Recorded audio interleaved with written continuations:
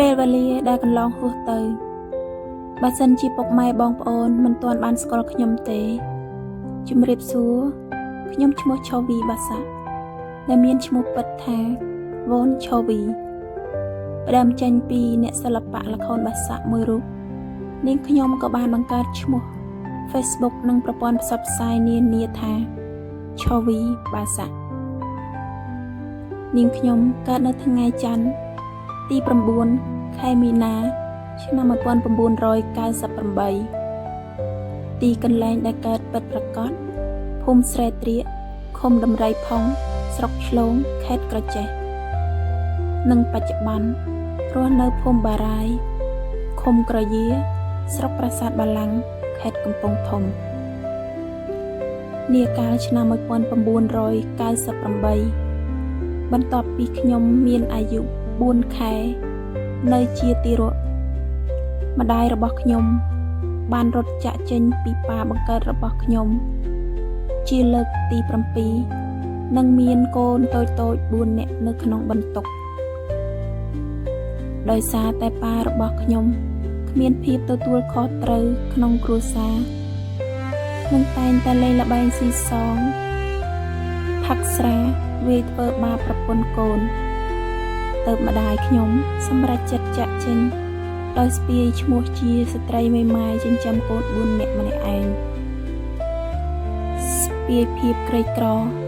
និងមានវិបត្តិផ្លូវចិត្តដោយការចិញ្ចឹមកូនប្រតែភាពឆេវឆាវកងកាច់និងតែងតែវាយកូនដោយមិនសួរមូលហេតុនិងមិនបានផ្ដល់ភាពកក់ក្ដៅដោយគ្រួសារដទៃហើយនឹងមិនពេញលេញដូចគេនោះទេនេះក៏ព្រោះតែភាពហត់នឿយនិងទំនួលខុសត្រូវចំពោះគ្រួសារនៃភាពឈឺចាប់ដែលប្តីធ្វើបាបក្រោយមកជាច្រើនឆ្នាំម្ដាយរបស់ខ្ញុំក៏បានជួបប៉ាក្រោយរបស់ខ្ញុំចាត់ទុកគាត់ដូចជាប៉ាបង្កើតរបស់ខ្ញុំអញ្ចឹងមានប៉ាគ្រួសារយើងពេញលក្ខណៈល្អណាស់ប៉ាតែងតែការពារកូនពីម៉ែប៉ាតែងតែរងរំពត់ជំនួសកូនប៉ាតែងតែការពារកូនពីម៉ែជានិច្ចហើយនឹងមិនដែលវាយធ្វើបាបកូនម្ដងណាឡើយសូមផ្អាកតែប៉ុណ្ណឹងសិនចុះព្រោះរឿងរ៉ាវជីវិតរបស់ខ្ញុំឆ្លងកាត់មកលំបាកបើនិយាយប្រហែលជានិពន្ធបានរឿងមួយភាគយ៉ាងធំចំណែកឯការសិក្សារបស់ខ្ញុំតាំងពីក្មេងមកគឺតាមមិនទាន់គេទេតាំងពីនៅថ្នាក់បឋមគឺតាមម្ដាយឪពុកទៅចំការហើយទៅរៀនខ្លាចគ្រូណាស់ព្រោះមិនចេះ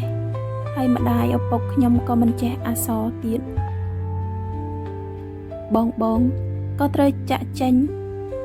ទៅស្រុកឆ្ងាយដើម្បីស៊ីឈ្នួលគេ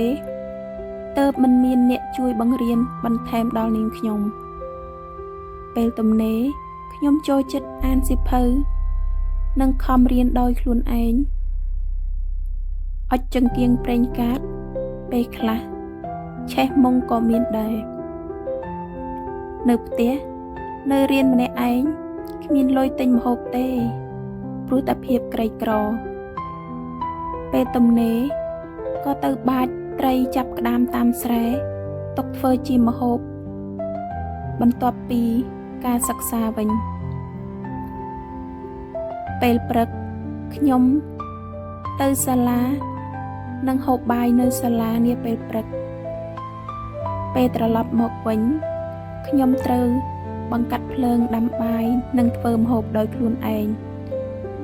ទម្រាំតែបានហូបគឺម៉ោង12ថ្ងៃត្រង់ឬក៏ម៉ោង1រសៀលក៏មានដែរចូលមកដល់អនុវិទ្យាល័យខ្ញុំជាក្មេងម្នាក់រៀនពូកែគួរសមភាពលេចធ្លោពីសិល្បៈរុញច្រានខ្ញុំឲ្យមានគេស្រឡាញ់ចូលចិត្តជាច្រើនប៉ុន្តែមិនយូរប៉ុន្មានគ្រួសារខ្ញុំក៏មានបញ្ហាខ្ញុំក៏ចាប់ផ្ដើមអស់សង្ឃឹមលើការសិក្សាពេលនោះខ្ញុំក៏បោះបង់ការសិក្សា នៅពាក់កណ្ដាលឆ្នាំថ្នាក់ទី8 ចប់ដំណើរជីវិតចេះតែវិវត្តទៅមុខឥតឈប់ឈរបញ្ហាជីវិតក៏តែងតែកើតមានមិនចេះចប់ជាចុងក្រោយតើអ្នកទាំងអស់គ្នាបានរៀនសូត្រអ្វីខ្លះពីវីដេអូនេះសូមខមមិននៅខាងក្រោម